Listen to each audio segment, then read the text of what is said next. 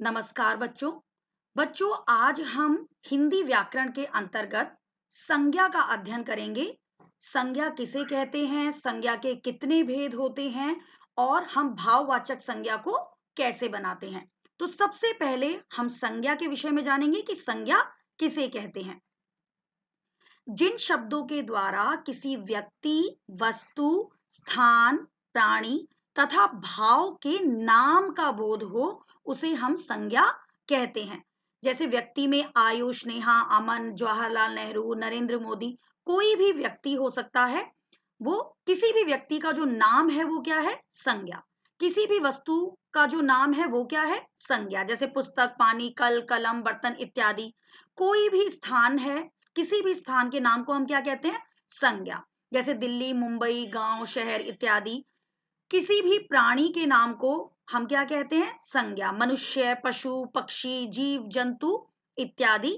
और कोई भी जो भाव है जिसे हम अनुभव करते हैं, ईमानदारी, गर्मी, बुढ़ापा, बचपन, ये सब किसके अंतर्गत आते हैं, संज्ञा के अंतर्गत। तो जिन शब्दों के द्वारा किसी व्यक्ति, वस्तु, स्थान, प्राणी तथा भाव के नाम का बोध हो, उसे हम संज्ञा कहते हैं। संज्ञा के तीन भेद होते हैं: व्यक्तिवाचक संज्ञा, जातिवाचक संज्ञा और भाववाचक संज्ञा। जातिवाचक संज्ञा के अंतर्गत दो और भेद माने गए हैं: द्रव्यवाचक संज्ञा और समूहवाचक संज्ञा। समूहवाचक संज्ञा को हम समुदायवाचक संज्ञा भी कहते हैं। व्यक्तिवाचक संज्ञा। व्यक्तिवाचक संज्ञा क्या है? जिन शब्दों से किसी विशेष व्यक्ति, विशेष स्थान या विशेष वस्तु के नाम का बोध हो या पता चले, उसे हम क्या कहते हैं, व्यक्तिवाचक संज्ञा। अगर हम बात करें जवाहरलाल नेहरू की, अमिताभ बच्चन की, नरेंद्र मोदी जी की, तो ये क्या है, ये विशेष व्यक्ति हैं। ये कौन है, विशेष व्यक्ति हैं। उसी प्रकार अगर हम बाइबल, कुरान, रामायण, महाभारत पुस्तकों की बात करें तो ये विशेष वस्तुएं हैं। अगर हम रूस, अमेरिका, दिल्ली, पंजाब, कलकत्ता इत्यादि की बात करें तो ये स्थान के नाम हैं, विशेष स्थानों के नाम हैं। तो जिन शब्दों से हमें किसी विशेष व्यक्ति, वस्तु और स्थान का पता चलता है, वो सब किसके अंतर्गत आते हैं, व्यक्तिवाचक संज्ञा के अंतर्गत आते हैं। जैसे यहाँ पर कुछ उदाहरण दिए गए हैं: भारत, रामायण, सपना, रक्षाबंधन, योगी, हिमालय, अशोक मार्ग, होली, उत्तर दिशा। अगला है जातिवाचक संज्ञा। जातिवाचक संज्ञा हम किसे कहते हैं? जो शब्द किसी प्राणी, वस्तु या स्थान की पूरी जाति का बोध कराए या पूरी जाति का ज्ञान कराए, उन्हें हम क्या कहते हैं, जातिवाचक संज्ञा। जैसे चिड़िया, पुस्तक, पहाड़, अध्यापक, फूल इत्यादि। अगर हम चिड़िया की बात करें तो उसमें बहुत सारे पक्षी आ जाएंगे। अगर हम पुस्तक की बात करें तो उसमें कई विषयों की पुस्तक आ जाएंगी। तो यहाँ पर क्या है कि ये शब्द जो हैं हमें पूरी जाति का बोध करा रहे हैं, इसलिए ये क्या है, जातिवाचक संज्ञा। जैसे कार, कुर्सी, पंखा और पहाड़। हिंदी भाषा में जातिवाचक संज्ञा के दो और जो भेद हैं वो स्वीकार किए गए हैं: द्रव्यवाचक संज्ञा और समूहवाचक संज्ञा, जिसे हम समुदायवाचक संज्ञा भी कहते हैं। द्रव्यवाचक संज्ञा क्या है? जो संज्ञा शब्द किसी धातु, द्रव्य पदार्थ आदि का बोध कराए, वो क्या है, द्रव्यवाचक संज्ञा। यानी कोई भी लिक्विड, जितनी भी चीजें होती हैं वो किसके अंतर्गत आती हैं, द्रव्यवाचक संज्ञा के अंतर्गत आती है। कोई भी किसी भी प्रकार का जो धातु है, किसी भी प्रकार की जो धातु है, वो सब भी किसके अंतर्गत आते हैं, द्रव्यवाचक संज्ञा के अंतर्गत। आप यहाँ चित्र में देख रहे हैं कि ये सारे सोना, चांदी, तांबा, पीतल, ये सभी किसके अंतर्गत आएंगे, द्रव्यवाचक संज्ञा के अंतर्गत। अगर हम दूध, तेल, पानी, जूस, जिसकी भी हम बात करें, जो भी लिक्विड फॉर्म में है, वो सब किसके अंतर्गत आएगा, द्रव्यवाचक संज्ञा के अंतर्गत आएगा। अगला है समूहवाचक संज्ञा। जैसा कि शब्द से ही क्लियर है, समूहवाचक यानी समुदायवाचक, या जिसमें हम समूह की बात कर रहे हैं, ग्रुप की बात कर रहे हैं।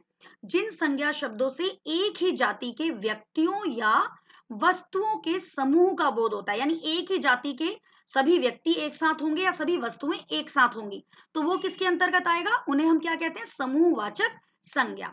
जैसे अगर हम सेना की बात करें तो सेना में बहुत सारे सैनिक आएंगे।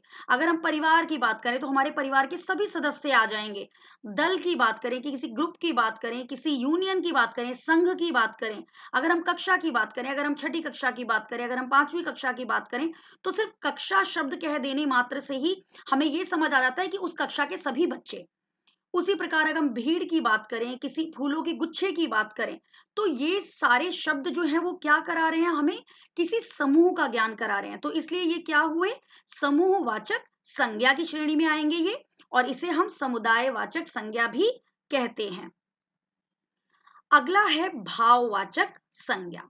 भाववाचक संज्ञा हम किसे कहते हैं? जिन संज्ञा शब्दों से किसी प्राणी या वस्तु के धर्म, गुण, दोष, अवस्था, दशा आदि का ज्ञान हो, वे भाववाचक संज्ञा कहलाते हैं।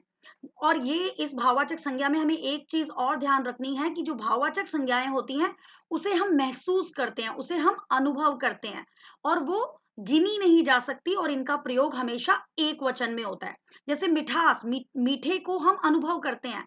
बुढ़ापा, थकान, गरीबी, हंसी, साहस, वीरता आदि शब्द भाव, गुण, अवस्था तथा क्रिया के व्यापार का बोध करा रहे हैं, इसलिए ये भाववाचक संज्ञा है। इन सभी को हम महसूस करते हैं, तो ये सभी किसके अंतर्गत आएंगे? भाववाचक संज्ञा के अंतर्गत आएंगे। यहाँ पर जैसे उदाहरण दिया गया है, बुढ़ापा, मिठास, गर्मी, समझ, सर्दी, मित्रता, खुशी, दर्द, ये सब क्या है? भाववाचक संज्ञा। क्रोध, मित्रता, दया, वीरता, जैसे यहाँ पर चित्रों के माध्यम से भी समझाया गया है कि ये सब किसके उदाहरण हैं? भाववाचक संज्ञा के। जो भी हमारी फीलिंग्स हैं, जो भी हमारे अनुभव हैं, जो भी हम महसूस करते हैं, वो सब किसके अंतर्गत आता है? भाववाचक संज्ञा के अंतर्गत। अब हम भाववाचक संज्ञाओं का निर्माण करना सीखेंगे। जातिवाचक संज्ञा से, विशेषण से, क्रिया से और सर्वनाम से हम भाववाचक संज्ञाएं कैसे बनाते हैं। जैसे यहाँ पर आप देखेंगे, मनुष्य, माता, पुरुष, मित्र, पशु, शत्रु, बूढ़ा, साधु, लड़का, राष्ट्र, ये सब क्या है? ये जातिवाचक संज्ञा है।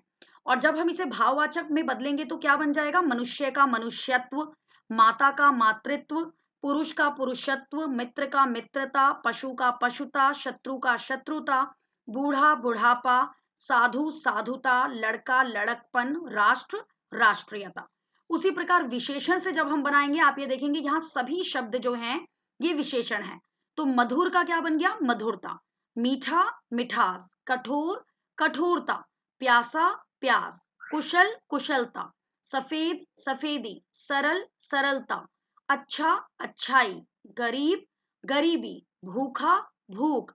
आलसी, आलस्य। अगला है क्रिया से। उड़ना, उड़ान। हंसना, हंसी। झुकना, झुकाव। काटना, कटाई। दौड़ना, दौड़। खोजना, खोज। घबराना, घबराहट। हारना, हार। गिरना, गिरावट। मारना, मार। पढ़ना, पढ़ाई। पीटना, पिटाई। और सर्वनाम से हम भाववाचक संज्ञा कैसे बनाएंगे? मम का ममत्व, आप का आपा, स्व का स्वत्व, पराया परायापन, सर्व सर्वस्व, अपना का अपनत्व या अपनापन, अहम का अहंकार और निज का निजत्व। तो इस प्रकार हम क्रिया से, सर्वनाम से, विशेषण से और जातिवाचक संज्ञा से भाववाचक संज्ञाओं का निर्माण कर सकते हैं। और भाववाचक संज्ञाओं को हम कैसे पहचानेंगे? क्योंकि हम उसे महसूस कर सकते हैं, अनुभव कर सकते हैं। तो आप यहाँ देखेंगे इन सभी को हम महसूस कर सकते हैं। तो आज हमने संज्ञा के विषय में जाना, संज्ञा किसे कहते हैं, संज्ञा के कितने भेद होते हैं, और भाववाचक संज्ञाओं का निर्माण करना।